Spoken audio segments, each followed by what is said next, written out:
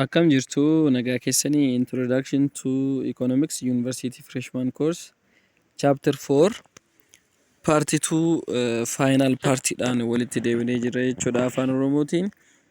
Gamanumaan ijoolleen hedduun koomentii isin naaf kennitanii fi akkasumas yaada garaagaraa naaf kennitanii galatoomaa jechuu barbaada.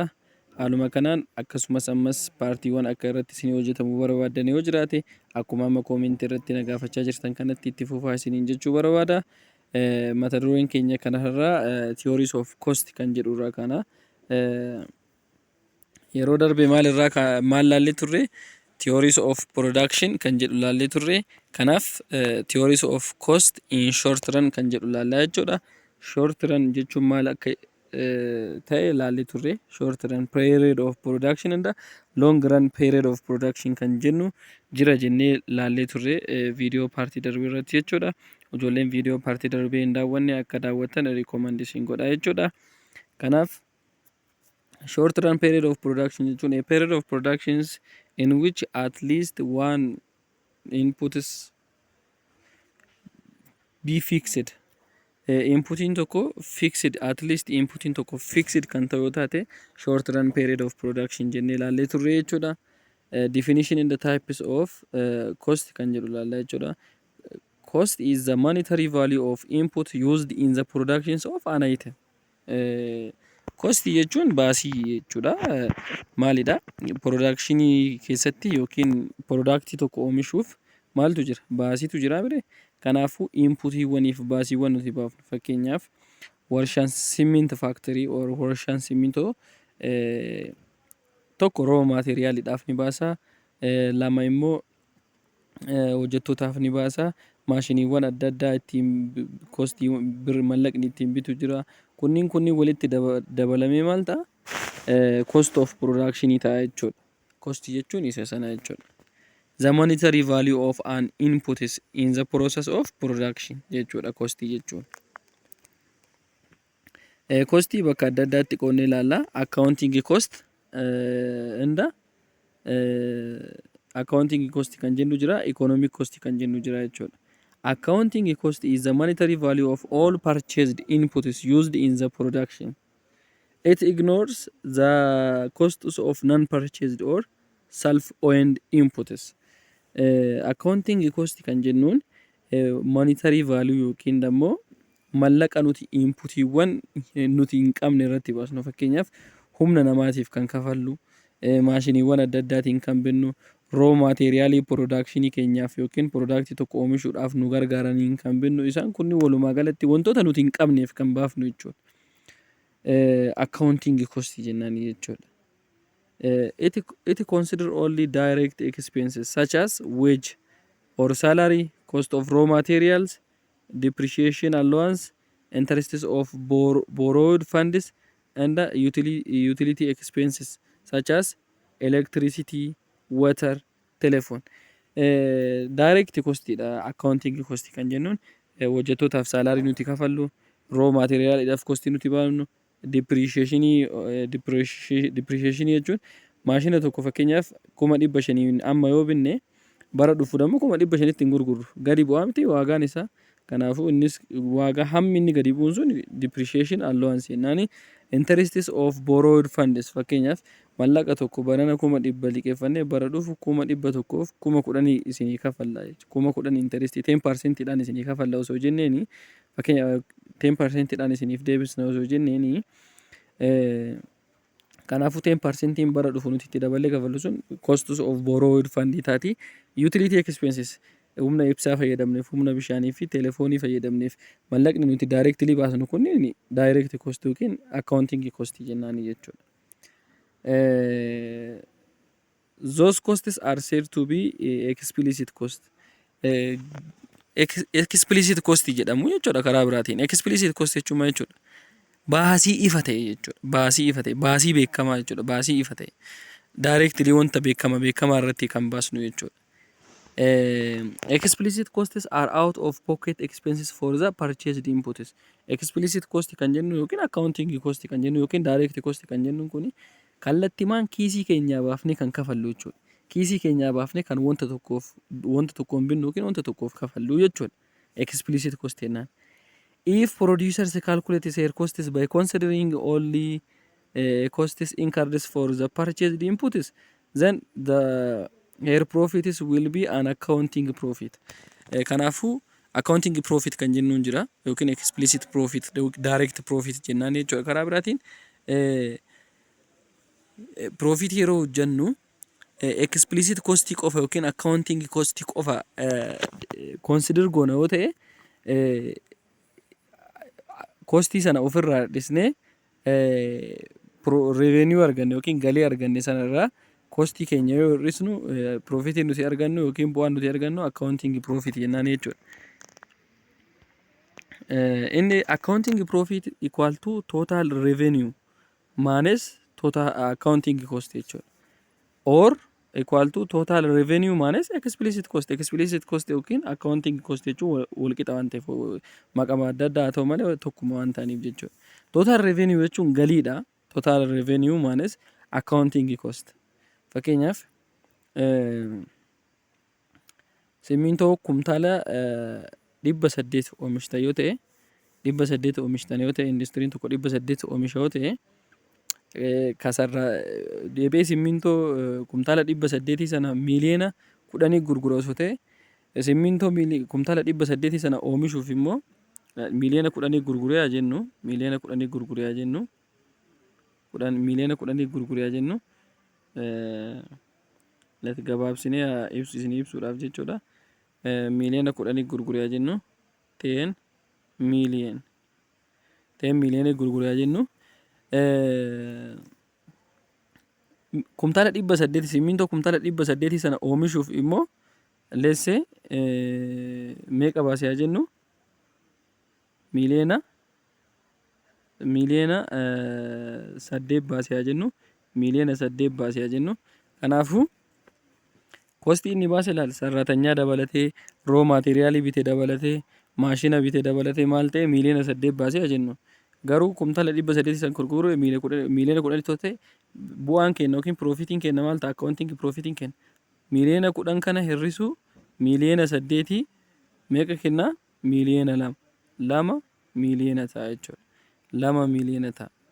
Kanaaf 2 miliyooniin kenna kuni accounting profit jedhamti. Sababii accounting profit jedhameen kostiin nuti directly sarratanyaadhaaf elektirikii fayyadamneef humna ibsaa fayyadamneef humna bishaanii fayyadamneef akkasumas tajaajila adda addaatiif taaksiillee haa ta'u kanneen wantoota beekamaa ta'an directly waan kiisii keenyaa baasnee kafallee yoo ta'e jechuudha. Kostiin sun explicit cost yookiin accounting cost jenna. Isa sana revenue keenya irraa hodhisnu profitii nuti argannu accounting profit jennaan jechuudha. Fakkeenya as jiru kanallee ilaallu. Economic cost kan jennuun jira ammas economic costs of producing commodity consider the monetary values of all inputs purchased and non-purchased. Economic cost kan jennuun garuu accounting cost kanallee kan qabate ta'e jechuudha. Yookiin explicit cost kanallee kan qabate ta'e akkasumas implicit cost or costs of non-purchased products inputs non-purchased inputs. Fakkeenya isinii fudhachuu danda'a. Leesse isin suuqii qabdu yookiin shooppii qabdu haa jennu shooppii sana banuudhaaf total cost isin baaftan fakkeenyaaf meeshaa suuqii sana keessa jiru guutuudhaaf directly meeshaa sana bituudhaaf qarshii 5,000 baaftan osoo ta'e 5,000 baaftan osoo ta'e economic costiin akkamitti consider godhama kun accounting costiidha. Meeshaa as keessa jiru kana meeshaa deebistanii gurgurtan san kabittan homaa mana kanneen kabittan humna ibsaallee kaffaltanii midhaan as keessa 5,000 kana keessa jira jennu economic costiin maal ammallee kun costs of purchased good yookiin accounting cost yookiin explicit cost non purchased cost kan jennuun mana kana osoo ofii itti hojjechuu baattanii osoo kireessitanii meeqa argachuu dandeessu kan jedhu opportunity costiidha karaa biraatiin. Non purchased cost jechuun osoo kireessitanii fakkeenyaaf 2,000 osoo kireessitanii argachuu dandeessu miti. Kanaafuu bikka 2,000 kireessitan sana ofii itti fayyadamaa ta'u waan ta'eef 2,000 sunis maal ta'a jechuudha. Ji'aan 2,000 kireessitu osoo ta'e 2,000 sunis maal ta'a kostii ta'a jechuudha implicit cost. Kanaafuu economic cost kan jennuun implicit cost plus explicit cost 5,000 itti da'u 2,000 meeqa ta'a? 7,000 ta'a jechuudha. Economic cost kan jennu isa kanadha jechuudha. Fakkeenya daballee ilaalla jechuudha. The estimated monetary costs for non-purchased inputs is known as implicit cost. Wanta non-purchased input kan jennuun inputii keenya kan hin binne kan irraa binnee osoo hin taane kama ofii qabnu meeshaa ofii qabnu production system keessatti gaafa fayyadamnu. Fakkeenyaaf mana isiniin jedheera. Manni keessanii waan ta'eef waan bittanii jirtanii miti mire already mana yeroo takka ijaartanii kanaafuu achi keessatti waggaa dheeraa yeroo hojjettanii mana osoo kireessitanii meeqatti kireessuu dandeessanii. Kanaaf ofii itti fayyadamaa jirtan waan ta'eef hammi itti kireessisuu dandeessan sa'aatii sanatti akka koostiitti ilaalama, akka baasii isin baastaniitti ilaalama jechuudha. Sababni isaa odoo kireessitanii galii wayii argattu waan ta'eef jechuudha. Example, if Mr. X quits a job which pays him 10,000 per month in order to run a firm he has established, then the opportunity costs of his labor is taken to be bir per month, or the salary has forgone in order to run his own business. Laala amma maal jechaa jira asitti economic cost ibsuudhaaf jechuudha. Mr. X jechuudha hojii osoo dhaabe hojii ji'aan qarshii 10,000 kafaluuf osoo dhaabe maaliidhaaf? Bizineesii mataa ofii hojjechuudhaaf jechuudha. Kanaaf bizineesii mataa ofii hojjechuudhaaf hojii birrii 10,000 kafaluuf osoo dhaabe maal dhabaa jira jechuudha namichaan kun ji'aan qarshii meeqa dhabaa jira? 10,000 dhabaa jira jechuudha. Fakkeenyaaf hojii mataa ofii uumate sanarraa odoo 100,000 argata taate 100,000 odoo argata taate hojii birrii meeqaa dhiiseera dura? Hojii birrii 10,000 ji'aan isaaf galchu odoo ji'aan 100,000 argata taate bizineesii mataa isaarraa hojii birrii 10,000 isaaf argamsiisu sana dhiisee kan hojjetaa mire. Kanaafuu kanarraa 10,000 yoo dhistanii galiin isaa meeqa ta'a jechuudha? 90,000 ta'a jechuudha. Sababni isaa silaa dura 10,000 argachuu ni danda'a ture. Kanaaf hojii sanarraa jijjiirachuu isaatiin bu'aa inni argate 90,000 qofa jechuudha. Kun akka koostiitti ilaalama jechuudha. Akka koostiitti ilaalama. Sirriitti ifa isiniif ta'eera jedhee yaada. Economic cost is given by the sum of implicit costs and explicit cost. Economic cost kan jennuun implicit cost plus explicit cost dha jechuudha. Implicit cost plus explicit cost dha. Fakkeenyaaf let's say birriin isin warshaan simmintoo tokko birrii sarratanyaan ni baase gabaabsinaa qabannu akka isiniif galuuf 5,000 jennu lakkoofsa dheeraa fudhachuu jechuudha. Fakkeenya waan ta'eef 5,000 ol baasa silaa. 5,000 haa jennu industiriin sana fakkeenyaaf odoo industirii ofii keessatti hojjetu sun abbaan industiricha sana odoo industirii sana kireesse 2,000tti kireessuu danda'u osoo ta'e kanaafuu total cost meeqa ta'a? Explicit costiin kana kun 5,000 kun ka elektirikii, ka humna bishaanii, ka sarratanyaa, ka maashinii adda addaa, ka roo maateriyaal ittiin bitee dabalatee haa jennu 5,000 kun.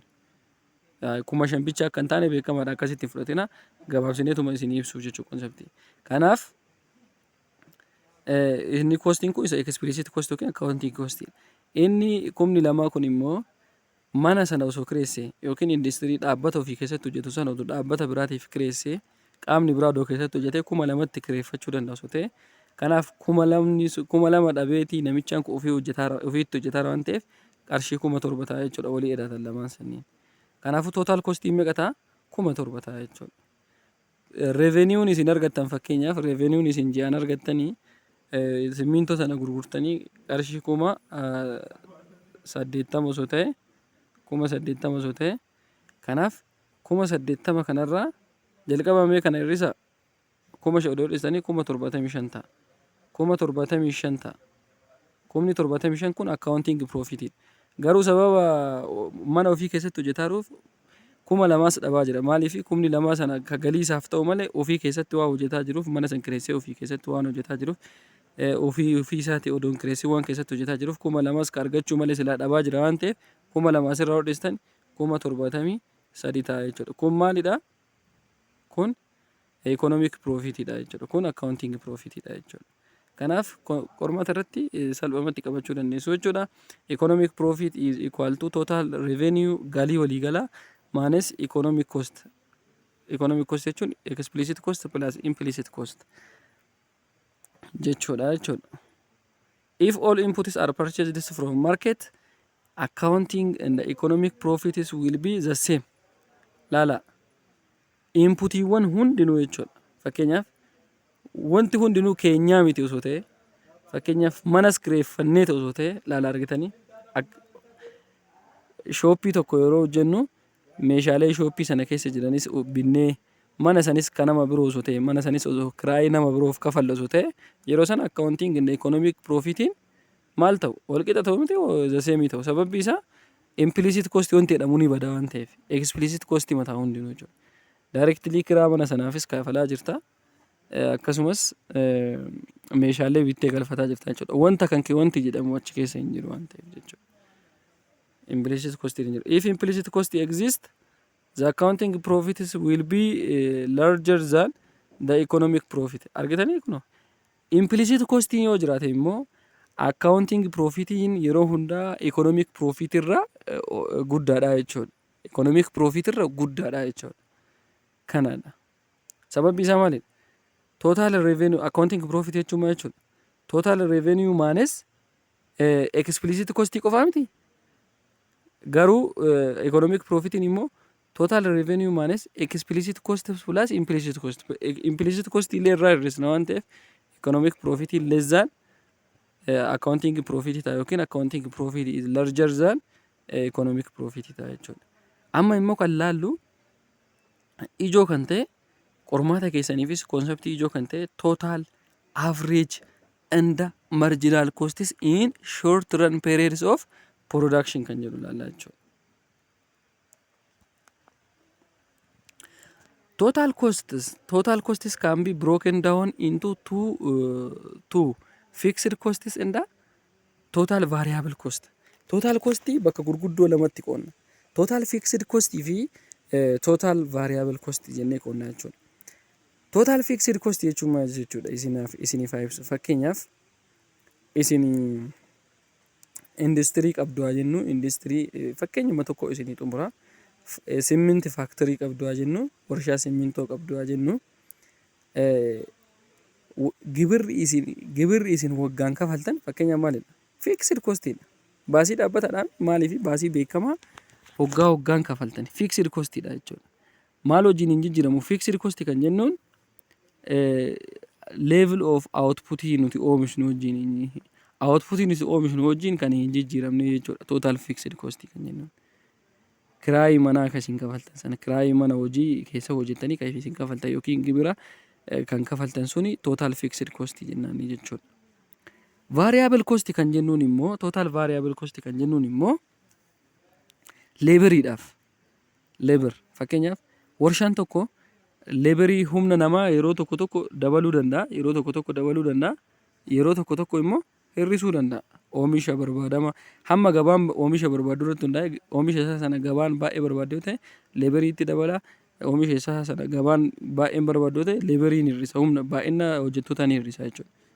Yeroo sana immoo kostiin keenya maal ta'a? Dhaabbataan ta'u mire variable cost ta'a jechuudha. Jijjiirama kostii jijjiirama hamma nuti qacarreen hamma baay'ina namoota nuti qacarreen baasna jechuudha kostii sana. Kanaafuu total kostii kan jennuun is given by the sum of the total fixed costs and the total variable cost. Fakkeenyaaf simminti faaktoriin tokko gibira mootummaa waggaan kafaluuf itti da'u variable costiiti jechuudha. Variable cost kan jennuun baay'ina laborii hojjechiisu sana kan jennuun jechuudha. Akkasumas total fixed cost ammallee kabiraallee fudhanne total fixed cost gibira kafaluun sana alatti illee maaltu jira? Maashinii tokko yoo bite maashinii sana yoo xiqqaate waggaa 4-5 booda malee hin jijjiiru. Kanaafuu gisee takka maashinii eega bite maashiniin sun waggaa dheeraa hojjechuu fi danda'an ta'eef kostiin maashinii sana keessatti baafame short runii keessatti jechuudha. Fixed costiin inni jira jechuudha ammallee karaa maashiniitiin. Kanaafuu gibira mootummaa kan maashinii walitti yoo daballe fixed cost ta'a jechuudha. Walumaa galatti kostiin sun jechuudha. Short run period of production keessatti. Long run period of production keessatti fixed cost wanti jedhamu hin jiraatu ni ilaalla. Kanaafuu total cost kan jennuun total fixed costs plus total variable cost jennaan jechuudha. Fakkeenyaaf namichaan tokko ji'aan humna hojjettootaati siminti faaktoriin tokko 80,000 kafala osoo ta'e ji'aan jechuudha. Baay'ina hojjettoota qabu jechuudha. Nama takkaaf osoo hin taane leebarii qabu yookiin baay'ina hojjettoota isaa hundumaafuu walumaa galatti hammi inni kafalu 8,000 jennu. 80,000 jennu. Kun variable costiidha jechuudha. Maaliif baay'ina namoota dhoorrisee 80,000 gadi ta'uu danda'a miti. Leesse leebarii 40 gana kafala ta'e leebarii isa odoo 30tti jijjiiree 80,000 gadi ta'uu danda'a. Kanaafuu variable costiidha jechuudha. Fixed cost kan jennuun immoo tarii gibira mootummaa waggaadhaan leesse waggaadhaan yookiin reentii fakkeenya akkasiin galuuf reentii jechuudha. Kiraayii manaa qarshii 6,000 kafalaa jennu kiraayii iddootti hojjetu sana jechuudha. Qarshii 6,000 kafalaa jennu. Kanaaf qarshiin 6,000 kuni ji'aan dhaabbataadhaa mire haga yeroo short run keessatti long run keessatti jijjiiramuu danda'a. Short run period of production keessatti 6,000. Kanaafuu inni kun fixed cost. Ammallee maashinii tokko 7,000 bitee 7,000 sireedhaa 13,000. Walumaa galatti maashinii sanas yeroo dheeraadhaaf itti fayyadamuu danda'a. Short run keessatti jechuudha osoo hin jijjiirin. Kanaafuu 7,000 tunis fixed waan taateef 13,000 fixed cost taati jechuudha. Kanaaf inni kun variable costiidha, inni kun fixed costiidha. Kanneen lama walitti dabaltan 86,000 total costiin kana ta'a jechuudha. Kanaaf total fixed cost is denoted by TFC. Qormaata irratti akkana isin dhufa simboolii qaban. It is denoted by the straight line parallel to the output axis. The output axis. Graphically isinitti agarsiisa. This is because such costs do not vary with the level of output. Fakkeenyaaf graafii asirratti isinitti agarsiisa. Outputii keenya yoo ta'e kun outputii keenya osoo ta'e fixed costing graafii isaa total fixed costing maal ta'a graafiin isaa total fixed costing graafiin isaa horizontal line ta'a jechuudha. Horizontal line parallel to the output line. Outputiin keenya kana total fixed costing immoo horizontal line ta'a. Sababni isaa maaliidhaaf? Outputii keenya akkuma dabalaa deemu fixed costing keenya wanti jijjiiramu jira. Fakkeenyaaf outputii keenya haga barbaanne jijjiirrus xiqqeessinus baay'isnee oomishnus kiraayii mana sanaa yookiin iddootti hojjennu sanaa yookiin gibirri mootummaaf kafallu suni 6,000 ta'e 6,000 kafalla jechuudha. Outputii keenya wajjin vaariin godhu jechuudha. So horizontal line ta'a jechuudha graafiin isaa. Total variable cost kan jennuun immoo the total variable costs of a firm has an inverse S shape jechuudha. S shape kana inverse ta'e fakkaatu kan qabudha jechuudha. Graphically isinitti agarsiisa jechuudha. Look variable cost kan jennu isa kana kun. Isa kana. The graph of variable cost kan jennu. Kun asitti jechuudha. Total variable cost graafii isaa kana. Total fixed cost kan jennu tana dammo kun level of output wajjin maal hin taatu? Hin jijjiiramtu jechuudha. Hin jijjiiramtu. Graph of total cost immoo isa kana jechuudha. Maaliif asirraa ka'e shape isaa maaliif akkana ta'e kan jedhu dammo ni ilaalla jechuudha.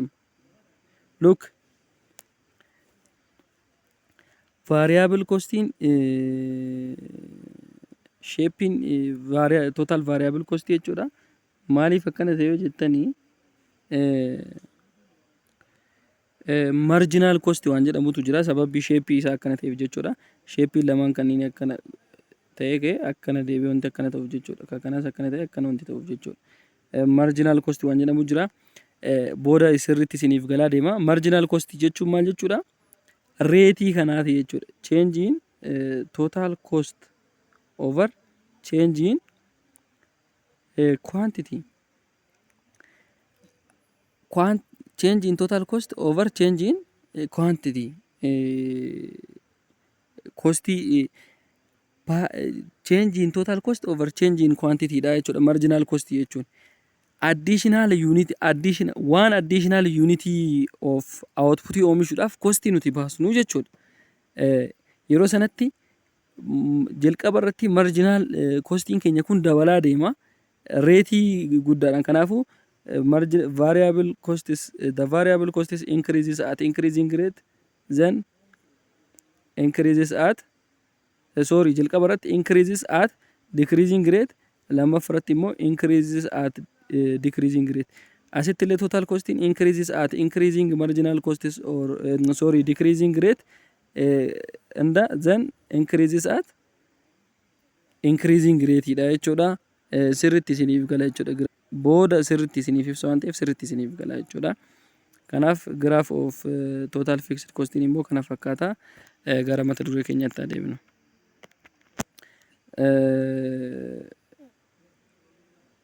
At the initial stage of production with a given plant, as more variable factors is employed, its productivity increases. Maal jechuu barbaadeeti asitti ilaala. Jalqaba irratti stage jalqaba irratti akkuma nama baay'ee dabalaa deemnuun jechuudha. Fixed plant irratti jechuudha. Fixed plant jechuun maal jechuudha? Maashina irratti nama qacaraa yookiin nama dabalaa akkuma deemnuun hammi isaan oomishan dabalaa adeema. Garuu adeemsa keessa immoo tanaan dura ilaalleerra the law of variable proportion theories of production irratti law of variable proportion ilaallee turre. Akka akkuma nama baay'isa dabalaa deemnuun fixed maashinii irratti jechuudha. Maashinii tokko irra qofa irratti nama dabalaa yeroo adeemnu productioniin yookiin productioniin dabalaa adeema. Hanga yoomiitti garuu hanga maximum number of labor maashiniin sun barbaadutti jechuudha. Maashiniin sun nama 10 qofa barbaadoo ta'e maximum nama 10 barbaadoo ta'e nama 10 ol ni dabaloo ta'e productiin keenya maal ta'a dhufa? Productioniin keenya hammi namoonni suni oomishan gadi bu'aa deema jechuudha. Nama 11 nama 12 dogoraa deemne hammi namni 15 oomishu hamma namni 10 oomishu gadi ta'a jechuudha. Sababni isaa maalidha? Hamma maashinii sanarratti namoonni baay'ina namoota barbaachisan sana ol waan ta'eef jechuudha. Walitti qoxxisuun jira, walitti bu'iinsi jiraachuu danda'a, crowdiin jiraate taanaan bakka effective productioniin hin jiru jechuudha. Isa sana agarsiisaadha jechuudha. The total variable cost increases at decreasing rate. Jalqaba irratti total variable costs increases at decreasing rate. Jalqabani akkanatti decreasing rate dhaan dabala. Sababni isaa booda sirriitti isiniif ibsa. The marginal cost kan jennu the slopes of the total cost. Kana jechuun total cost derivative of total cost dha jechuudha. Total cost jechuun garuu maal jechuudha? Total cost jechuun total fixed cost plus total variable cost dha. Kun constant waan ta'eef derivative gootan maal argattu? Zero ta'a miti ree? Yeroo sana derivative of variable cost qofa ta'a jechuudha. Kanaafuu marginal cost jechuun equal to the derivative of total costs or the derivative of variable cost wajjin wal qixa jechuudha. Kanaafidha reetiin lamaan ittiin dabalan iyyuu wal fakkaataadha kan variable cost fi total cost ittiin dabalan jechuudha. Sababbiin variable total cost immoo as origin irraa distance kana dhufeef total cost maal qaba jechuudha? Variable cost plus fixed cost qaba waan ta'eef. Distance asii haga asii jirtu tuni gaappiin tuni fixed cost. Maaliif garaagarummaan total cost fi total variable cost gidduu jiru iyyuu maalidha? Garaagarummaan kun distance lamaan kana gidduu jiru. Kun graafii kanaa fi graafii kana gidduu jiru maalidha? Fixed cost dha bira. Akkasii sababa sanaaf asirraa kaa'e jechuudha. Fixed cost dabalata waan ta'eef fixed cost irraa asirraa kaa'e jechuudha.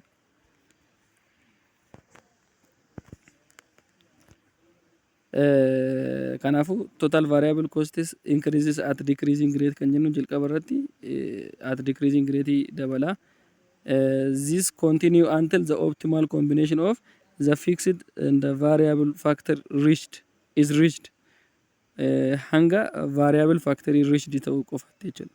As increase the quantity of variable factors are combined with a fixed factor, the productivity of the variable factors declines and the total variable costs increases at increasing rate. Maal jechaa jira? Marginal cost is the slope of total variable costs or total cost jenneerraa bire. Kanaafuu change in total cost over change in quantity jedhaar. Laala maashinii dhaabbataa ta'e tokko irratti nama dabalaa osoo adeemne kuni hirrachaa adeema. Maximum pointii hamma namni barbaadamu ol booda yoo ga'e jechuudha. Kuni hirrachaa adeema. Jalqaba maal ta'a kun? Jalqaba irratti ni dabalaa adeema. Yeroo sanatti kajalaa kun lakkoofsi kun dabalaa yeroo adeemu outputiin keenya dabalaa yeroo adeemu kajalaa kun dabala jechuun ka gubbaa kana kajalaatti yoo hirtan maal ta'a? Lakkoofsa dabalaa adeemu yoo argattanii bire saniif ilaala. Increases at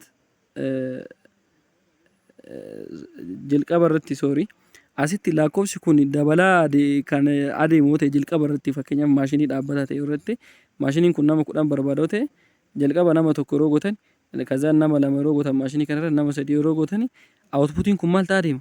Dabalaa adeema. Kajalaa kun dabalaa adeeme jechuun kostiin namoota sanaaf baaftanii hiruu kajalaa kun waan dabalaa adeemeef lakkoofsi argattan maal ta'a adeema? Xiqqaachaa adeema miti. Jalqaba irra 2 yoo argattan deebitanii maal argattu? Tokko tuqaa way 9 argachuu dandeessu. Kazaan tokko tuqaa 6 argachaa adeemuu dandeessu jechuudha. Reetii isaanii jechuudha. Change in total cost over change in output jechuudha. Sababni isaa kajalaa dabalaa adeema waan ta'eef lakkoofsi kun xiqqaachaa adeema jechuudha. Yeroo sana reetiin akkanatti xiqqaachaa adeema. Garuu adeemsa keessa law of variable proportion of fudhattanii the law of variable proportion of fudhattanii maashinii kanarratti garuu nama 10 ol yeroo ta'etti hamma hir'ataa erga deeme booda reetiin kun jechuudha. Nama 10 ol yoo dabarsine maal ta'a? Outputiin keenya kun maal ta'a? Xiqqaachaa adeema miti. Kajalaa kun baay'ee xiqqaachaa adeema garuu birriin isin namoota sanaaf kafaltani namoota baay'isaa adeemarta waan ta'eef nama 15 nama 16 nama 17 haga nama 100 nama 200 jedhaa adeemta. Asirratti birriin baay'ina namootaati isin kafalaa adeemtan suni baay'ee ol ka'aa adeema garuu outputii isa oomishan immoo gadi bu'aa adeema. Kajalaa kun xiqqaachaa adeema ka gubbaa dabalaa adeema jechuun immoo yoo hirtanii maal ta'a? Lakkoofsa guddaa ta'e argattaniif ture. Kanaafuu reetiin keenya deebi'ee xiqqaatee minimum pointii booda erga ga'ee booda maal ta'a? Ni dabalaa jechuudha. Yeroo dabalu sanitti kun increases at increasing rate kan jennu sana jechuudha. Kunis the same intanii qaba jechuudha. Reetiin isaanii tokkuma ta'e marginal costiin sloopii jara lamaaniitti iyyuu waan ta'eef the same dha jechuudha. Trendii amma ishee agarsiise lamaaniif apply ta'a jechuudha. So total cost the total cost curve is obtained by vertical adding total fixed costs and the total variable costs at each levels of output. See from the below. Wanti isin qabachuu qabdan amma as biratti the distance between the total variable costs and the total fixed cost curves is the distance between the total variable costs and the total costs is total fixed cost ta'a jechuudha. Distance maaliifi gaappiin gidduu lamaan kan inni jiru fixed cost dha. Fixed cost yeroo jiraachuu baate variable cost and total cost wal qixa ta'u jechuudha. Per unity cost dha amma kan laallu. Per unity cost marginal cost maal akka ta'e illee ilaalleerra miti. Marginal cost change in total costs over change in output or the derivative of total costs or the derivative of variable cost dha jechuudha. Wal qixa waan ta'eef jechuudha kun. Maaliif kun total cost fixed cost iyyuu of keessaa qabaatu fixed number yookiin fixed cost yookiin fixed number derivative gootan 0 waan ta'uuf jijjiiramaan fidu jechuudha. Per unity cost kan jennuun jira jechuudha. Per unity cost jechuun average fixed cost, average variable cost, average total cost kan jennuun jechuudha. Look ammas biratti ilaalami average fixed cost jechuun maal jechuudha? It is total fixed costs per unity of output. Kun as biratti total fixed cost per unity of output. Fakkeenyaaf ji'aan isin jechuun fakkeenyaaf waa wayii oomishtu haa jennu lesse maal qabdanii haa jennu leessee mana daabboo qabdanii haa jennu ji'atti daabboo 2,000 oomishtu osoo taatanii mana daabbootti oomishtan sanaaf qarshii 2,000 kafaltan osoo ta'e 1,000 kafaltan osoo ta'e 1,000 kiraayii mana itti hojjettanii sana jechuudha. Daabboo immoo 6,000 oomishtan osoo ta'e ji'atti. Kana jechuun total fixed costiin keenya 1,000 irra outputiin keenya ji'atti 6,000 oomishtan 6,000 yuunitii oomishtan yoo jenne isa kana 0.3 yoo gattan tokko yeroo ja'a meeqa dhufa? 0. Kana yeroo kana gootan 0.16 akkas dhufaa miti. Inni kun maal agarsiisa? Average fixed cost. Average fixed cost maalidha? Interpretationiin isaa. Outputii tokko jala kana tokko jira mire. Outputii tokko ji'aan oomishuudhaaf kostiin fixed kostiin nuti baafnu jechuudha. Kumni tokko kun maal ture? 6,000 oomishuudhaaf total outputii 6,000 kana oomishuudhaaf manni nuti kireeffanne sun 1,000 kafalaa ture total outputii 6,000 kanaaf jechuudha. Yoo tokkoon isaaniitiif laallu immoo outputii tokkoof kostii fixed kostii 0.1 baasaa turre jechuudha. Isa kana agarsiisa jechuudha. Formulaan isaa kana. Average variable cost jechuun immoo total variable costs over quantity. Let's say nama shooppii keessan isiniif hojjetu sanaaf qarshii fakkeenyaaf shooppii keessa shooppii itti qacartanii nama 2 qacartanaa jennu nama lamaan kanaan ji'aan 12,000 kafaltanii fi osoo ta'e fakkeenyaaf wanta oomishamoo osoo ta'e fakkeenyaaf maalaa jennu let's say warshaa simmintoo maa fudhannu warshaan simmintoo leeberii isaatii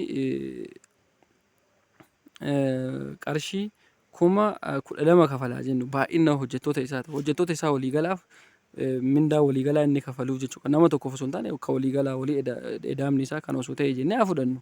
Kanaa ol ta'a garuu yaa kanaa ol jennu fakkeenya sirrii isinii galaa hin ta'eef jechuudha. Lakkoofsa xixiqqaa kan haa fudhannu. Outputiin isaan ji'aan kana kafalaaf outputiin isaan ji'atti oomishan immoo simmintoo kumtaala 60 osoo jenne 60 simmintoo kumtaala 60 osoo jenne kanaafuu cost total variable cost over 60 mire outputii keenya kanaaf 0.3 kana 0.3 kana yoo gattan 12,100 ta'e 12 meeqa ta'a? Tokko ta'a. 60 12 meeqa ta'a? 5 ta'a. Meeqa dhufa jechuudha? Tokko irra 5 jechuun 0.2 dhufa. 0.2 jala tokkooti jechuudha. Maal agarsiisa kun? Kumni 12 kun total outputii meeqa total outputii yookiin kumtaala 60 oomishuudhaaf kostii bahe. Kumtaala tokko oomishuudhaaf kostii meeqatu bahe jechuudha. Karaa biraatiin 0.2 jechuudha. Sababni isaa 12 kana total outputii 60 kumtaala kana waan irraa jirruuf ka kumtaala 60 baafne 12 ture. Kumtaala tokkoon isaatiif yoo laalle immoo 0.2 baasee jechuudha. Average namichaan kun kostii dhaabbanni simminti faaktarii kun jechuudha. Sirriitti isinii fayyadee yaada jechuudha. Bal'istanii hubachuu dandeessu isin kana caalaa. Average variable cost kan jennu isa. In the short run, average variable costs falls initially, reaches its minimum, and then starts to increase. Maal jechaa jira laala. Maal jechaa jira. Short run period of production keessatti average variable costing jalqaba maal ta'a? Ni hir'ata. Sababni inni hir'atuuf maal akka ta'e ilaala. Reaches its minimum. Deebee minimum isaa eega. And then starts to increase. Graphically illee yeroo laallu booda laallaa.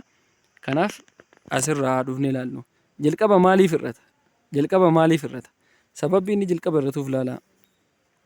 Jalqaba total variable average variable costing falls jalqaba decline first arame ni hir'ata jedhaa jira jalqaba irratti. Falls initially, reaches its minimum, and then starts to increase. Deebee ni dabala jechuudha. Trendii sadii keessa darba jechuudha. Jalqaba sababni inni xiqqaatuuf laala. pilaantii yookiin maashinii fiiksir ta'e tokko irratti fakkeenyaaf maashiniin kun haga nama 20 qofa qabachuu danda'a. Namoonni 20 maakisimam kanarratti hojjechuu danda'an osoo ta'e hammi maashiniin kun danda'u jechuudha. Nama 20 osoo ta'e hanga nama 20 geenyutti kostiin nuti baafnu xiqqaadha. Garuu outputiin isaa oomishanii inni dabalaa mira. Kanaafuu outputiin keenya kajelaa kun dabalaa deema, ka gubbaa kun hamma xiqqoodhaan dabalaa deema kanarra jechuudha. Kanaaf kajelaa kun dabalaa waan adeemuuf lakkoofsi jalaa waamamaan jalaa kun dabalaa dinominatoriin jalaa kun dabalaa adeeme jechuudha. Ka gubbaa kana yeroo kajelaa kanaa gootani lakkoofsi kun dabalaa adeemaa jiruuf xiqqaataa dhufaa mire false initially kan jennuuf saniif jechuudha. Itti aansee immoo reaches minimum wanti jenneef immoo akkanaan xiqqaachaa adeemee ittiin fufuu mitire. Sababbi isaa hanga nama 20 qofatti kan xiqqaachaa adeemu jechuudha. Outputiin keenya dabalaa kan deemu hanga nama 20 qofaatti. Akkasumas average variable costiin keenya immoo xiqqaachaa kan deemu hanga nama 20 ga'uu qofaatti jechuudha. Nama 20 kanarra oluuf yoo capacity maashiniitii ol waan ta'eef namootni sunniin crowded dhufa. Crowd jechuun maashinii kanarratti walitti qoxxisuun jira jechuun qoxxisuu jechuun ebalee haa hojjetu yookiin namni biraa haa hojjetu jechuudhaan chillanyinnatiin hin baay'ata. Kanaaf yeroo sana konfliktiinis jiraachuu danda'a gidduun. Kanaafuu oomishni xiqqaataa deemaa mire. Kanaafuu oomishni jalaa kun outputiin jalaa kun xiqqaataa deema nama 20 ol yoo ta'e jechuudha. Garuu nama 20 ol yoo goonu hammi nuti kostiin nuti nama 20 oliif kafalaa adeemnu immoo kan nama 20f kafallu ni caalaa mire. Kanaafuu ka gubbaa kun kostiin ni dabala, ka jalaa kun dammoo ni xiqqaata. Ka gubbaa dabalaa adeema, ka jalaa ni xiqqaata jechuun immoo lakkoofsa guddaa ka xiqqaa yeroo deemtan immoo maal ta'a deema jechuudha. Dabalaa deema mire. Kanaafuu starts to increase kan jennu isa kan agarsiisa jechuudha. The average variable curve has the U shape and the reason behind is the law of variable proportion. U shape curve qaba jechuudha. Kuno average variable cost jedhame la curve kana jechuudha. Average U shape qaba jechuudha. U shape qaba seeraan roon taane malee U shape qaba jechuudha. Sababbi U shape qabaachuu isaa dammoo the law of variable proportion dha. Maaliif variable proportion jalqaba maal jedha? Fixed maashinii ta'e tokko irratti variable inputii keenya dabalaa gaafa deemnu jalqaba irratti outputiin keenya ni dabala. Sababa outputiin keenya dabaluuf immoo average variable costiin keenya xiqqaachaa deema. Deebi'ee reaches minimum jechuudha. Outputiin keenya maximum irra yeroo ga'u average variable costiin keenya immoo minimum irra ga'a.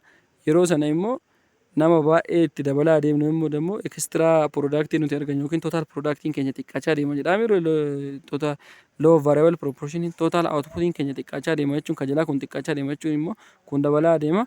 Yeroo sana immoo sababa sanaaf U shape qabaate jechuudha. Baay'ee interesting dha miti? Itti gammadaa jirtu jedheen abdadha.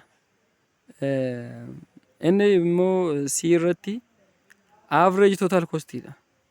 Amma laallee average variable cost fi average fixed cost ture. Amma immoo average total cost. Simply average cost jechuullee nanneena. Average total cost is the total costs per units of output. See from the below graph. Graafii sana ni ilaalla. Total costs over output jechuudha kun. Total cost jechuun maal jechuudha? Total cost jechuun immoo average variable cost kun as biratti. Total cost jechuun variable cost plus fixed cost jechuudha miti fixed cost jechuudha. Kanaaf total cost jechuun average cost jechuun total cost over maal jechuudha? Total cost is over total output. Average cost equal to total variable cost. Total cost jechuun immoo total variable cost plus total fixed cost over output. Kana immoo lamaaniifuu qophatti kun immoo total variable cost over Q plus total fixed cost over Q. Total variable cost over Q jechuun immoo maal jenneer? As biratti average variable cost jenneerra jechuudha. Total fixed cost is over Q jechuun immoo output jechuun immoo maal jechuudha? Average fixed cost jenneerra. Kanaafuu simply average costs or average total cost jechuun maal jechuudha? Average variable costs plus average fixed cost jechuudha. Thus average costs can also be given by the vertical sum of average variable costs እና average fixed cost graphically ያላለው ዝብረት kuni average variable cost irra kan ላይኒ ዲማን isinitu kuni average variable cost jenneerra kun jechuudha. Sababi inni U shape qabateef illee sanu kunillee ka gubbaa kun immoo average total cost dha inni kun jechuudha. Sorry harkaan waan kaasaa jiruuf inni kun jechuudha. Inni kun average cost yookiin average total cost dha jechuudha. Maal gubbaa jira? Total cost gubbaa jira miti? Total cost gubbaa jira. Inni kun immoo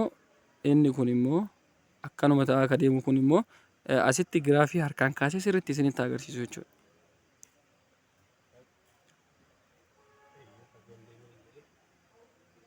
Kun average fixed cost dha. Sababi average fixed cost akkana ta'aa deemu maalidha? Akkuma outputiin keenya dabalaa deemuun total fixed average fixed cost jechuun total fixed cost over Q dha miti ree. Kanaafuu lakkoofsa dhaabbataa ta'e tokko infinite quantity dhaaf jechuun lakkoofsa quantitiin keenya kajalaa kun dabalaa deeme kun constant dha. Kanaafuu gara zeerootti maal godhaa deema? Approach godhaa deema miti ree. Kanaafuu giraafiin kun jalarraan shape akkana qabaatti. Kunoo isaan margartan kana jechuudha. Asitti. Asiin immoo extend ta'a gara olii. Maal agarsiisa?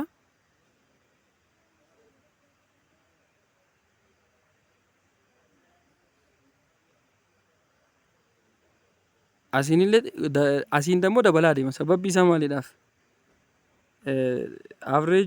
Average fixed cost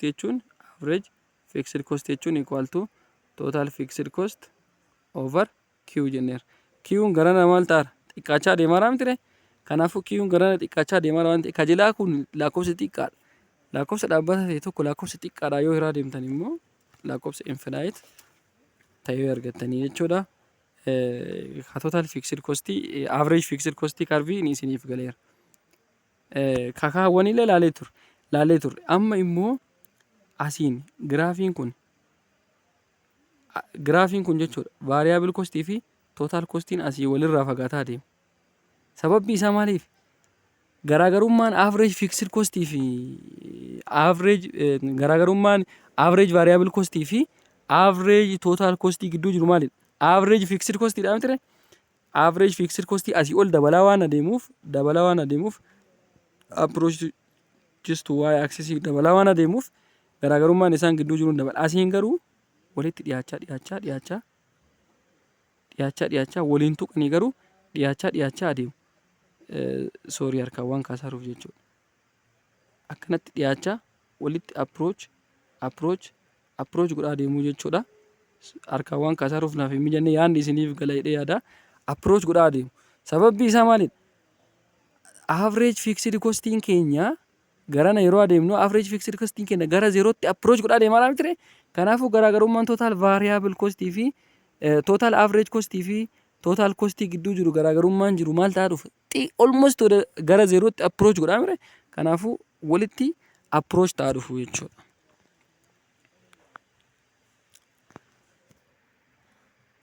Inni biraa immoo marginal cost dha. Marginal cost qarallee ilaallee turre.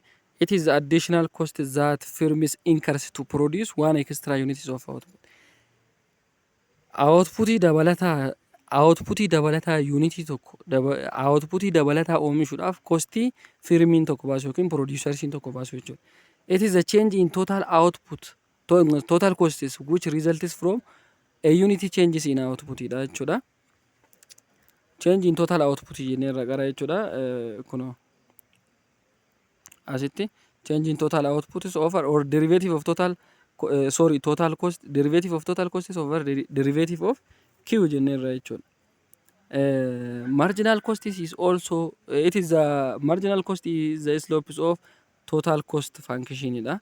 Marginal cost is also change in total variable cost with respect to a unity changes in the level of output jechuudha.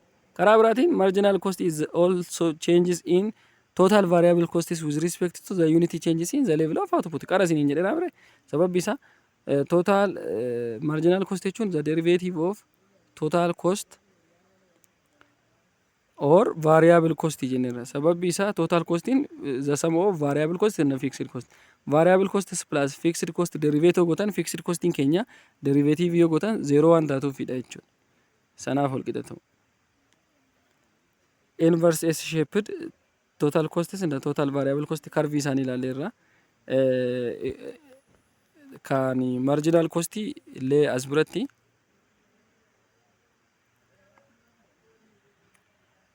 marginal cost illee akkanaadha jechuudha curve ishee maaliif jalqaba irratti marginal cost maal ta'a deemti qara ilaallee turre xiqqaachaa deemti deebi'ee maal ta'a marginal cost nis ni dabalaa jechuudha because of law of variable proportion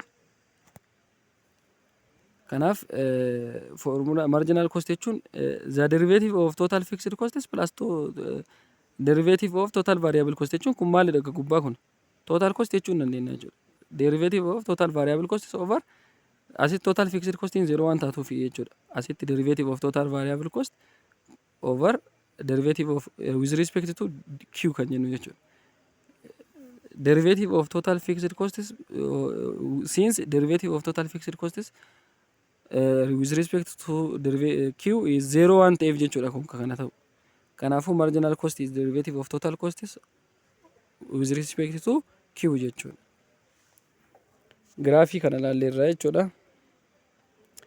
the average variable cost curve reaches its minimum points at q1 level of output analyze gonerra kanni hundaa mitire maal malakatan kanni ilaalleerra jechuudha amma immoo example kana ilaalla jechuudha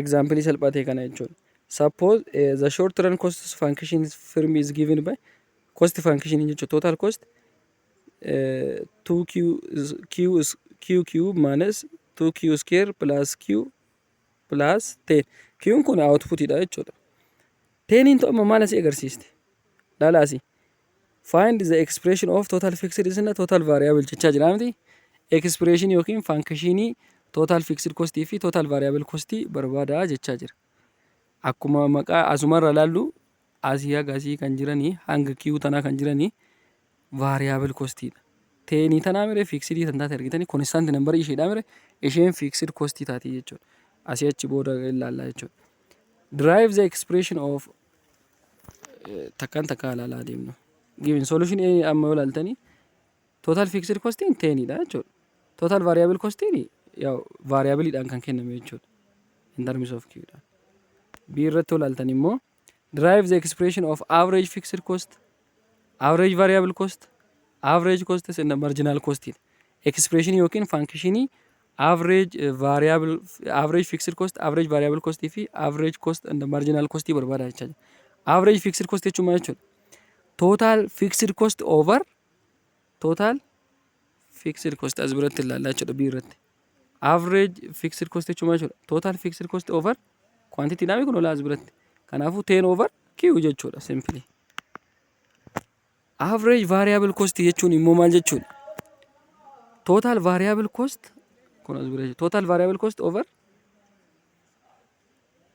over q jechuudha mire over ida jechuudha haashisu kan agarsiistu sorry as bira kuno kanaafuu total variable cost 2q cube minus 2q square plus q over q jechuudha q yoo hirtamee argattu jechuudha q dha yoo salphista as kanallee q dhaan kanallee q dhaan kanallee q dha yoo salphistani 2q square minus 2q plus 1 ida jechuudha expression yookiin function in average variable cost barbaada jedhamne demo total costs over q jechuudha yookiin demo average fixed costs plus average variable cost jechuudha kanaafuu total cost maalidha 10 san dabalata ammasitti total cost 2q cube minus 2q square plus q plus 10 divided by q as biratti kuno jechuudha q maal argattu 2q square minus 2q plus 1 plus 10 over q argattu jechuudha salphaadha waan ta'eef hojjettu sirriitti marginal cost jechuun immoo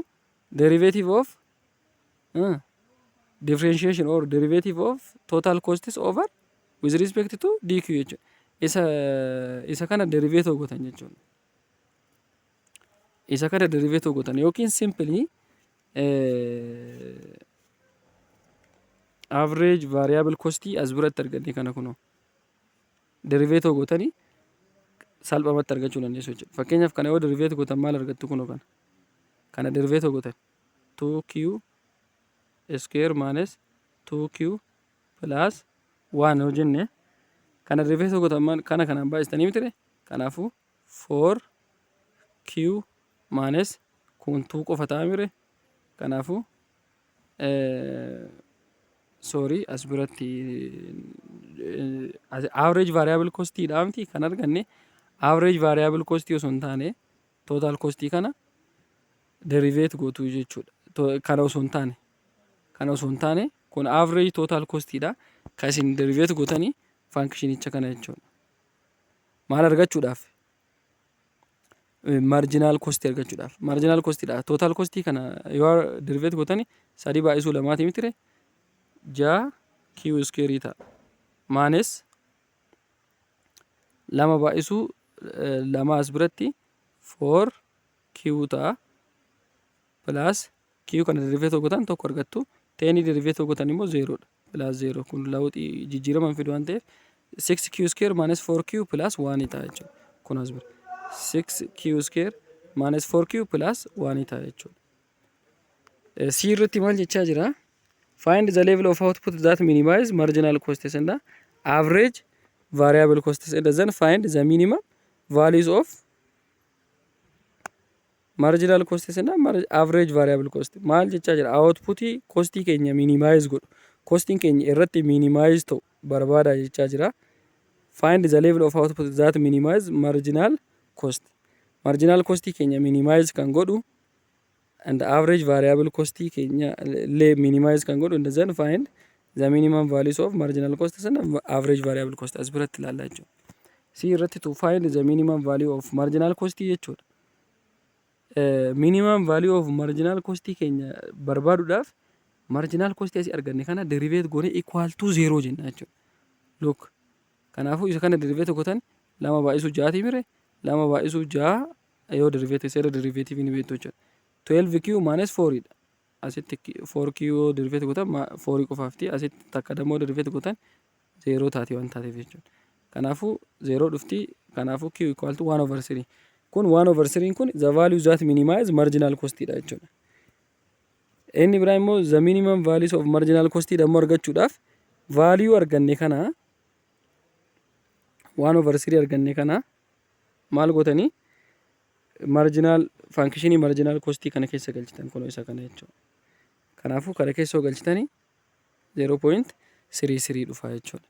To find the minimum value of average variable cost argachuudhaaf average variable cost function arganne ni jira kun as biratti 2q square minus 2q plus 1 yoo derivative gootan maal ta'a 2 times 2 as biratti jechuudha.